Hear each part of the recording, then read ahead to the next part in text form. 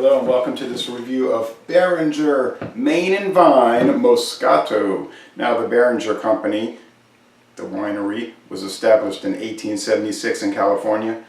The Main and Vine line of wines was started in 2016. Okay, so it's a new line, but they make all kinds of stuff. Signature Series, Special Reserve. The prices vary. Okay,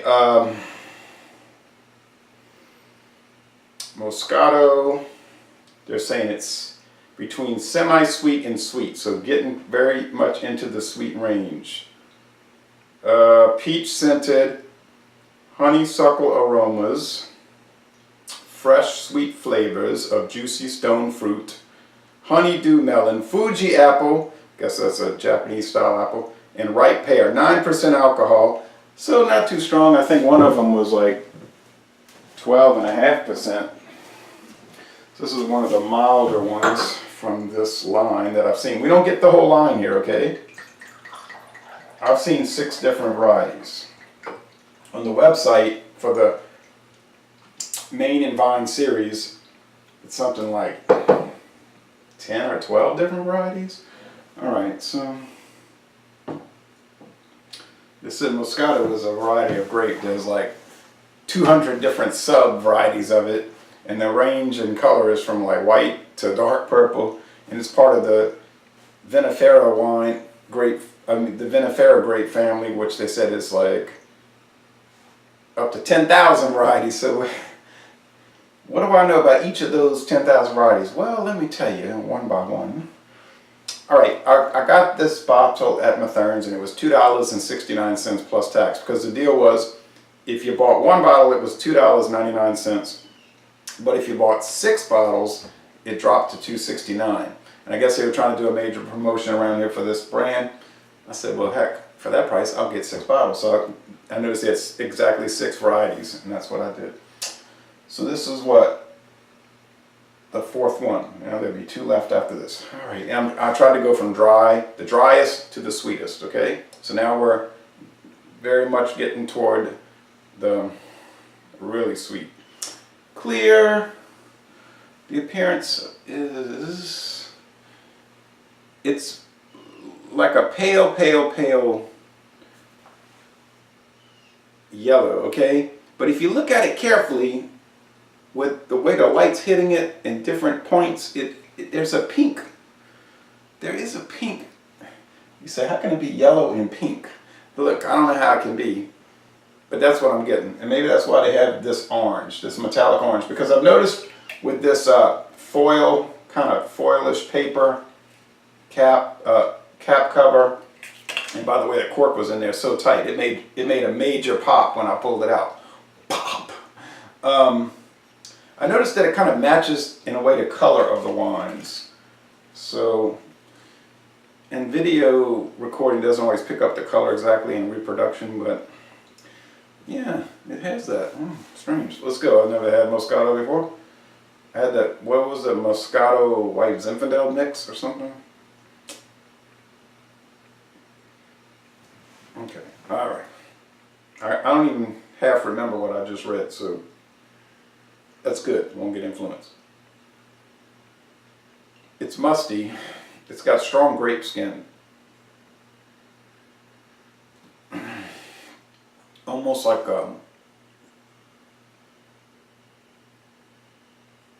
remember when they would put the tar on those flat roofs. They were doing work across the street from our house years ago, 45 years ago, 42, 45, 44, 43, 42 years ago. And they had those flat roofs with like the gravel.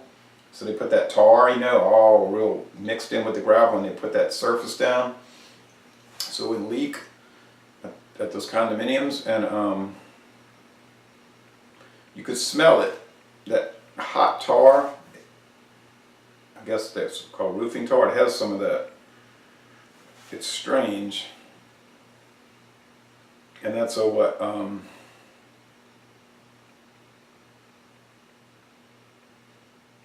What chemical is that? Like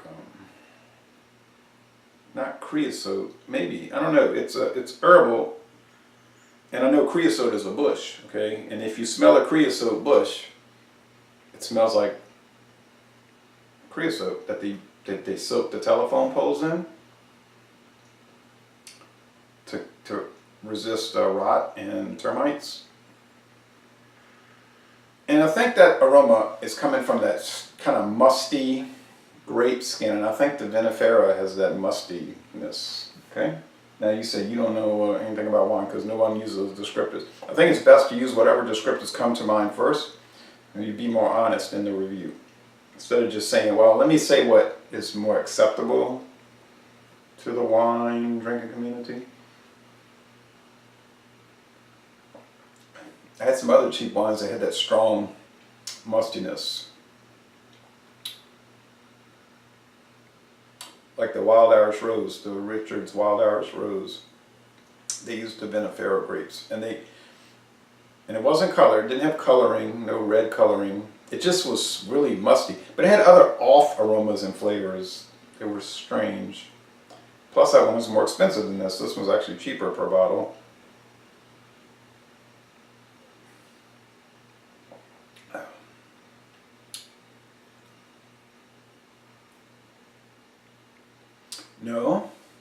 No off aromas, like they're saying, the stone fruit, the peaches, the apples, all those things, like real rich, sugary fruit, okay? Well, this is a fruit drink. It's made from grapes. Nothing artificial about it. More of a medium body though, it's not super thin. It's a little drier in the finish than I had expected. I really like it, and I think it might be my favorite so far from the lineup that I had. What did I have? The Chardonnay, which is the driest, the metallic greenish aqua, or what's that color called? Turquoise green. And then I went into the Zinfandel Moscato and the sweet something, I can't remember the Zinfandel. It's all on the website, and then plus you could look at my videos, and I might make a playlist from just the Beringer. The aroma's weird.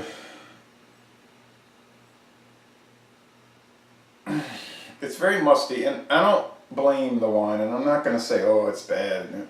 I'm going to chalk it up to me not knowing too much about wine, and there's so many varieties, and not being used to these smells, these, we don't want to say odor, all right, these aromas, so, but I think you'd get used to it. Yeah, and if you get on the website, and I didn't look at that part, I didn't think about it, there's food pairings, so you pick one of the wines, and then they'll say food pairings, and they'll tell you like what foods would go well with this, and then there's different wine mixed drink recipes on there, and then there's just recipes for food on there, just like this, so you could cook this, and here's how to do it, and that's interesting, and they do that on other liquor websites. I think the Paul Masson brandy and the Christian Brothers brandy, they have mixed drinks, of course, ideas, but then they have just like food recipes, things you can cook, and they also have that on the George Killian's Irish Red Beer website, like just Irish food you can make. That apparently would go well with the beer. All right, well, thank you. This was very, very good. I mean, I could just keep sipping and sipping. Let me know what you think about this if you've ever had it. So $2.69, that price is fabulous for this.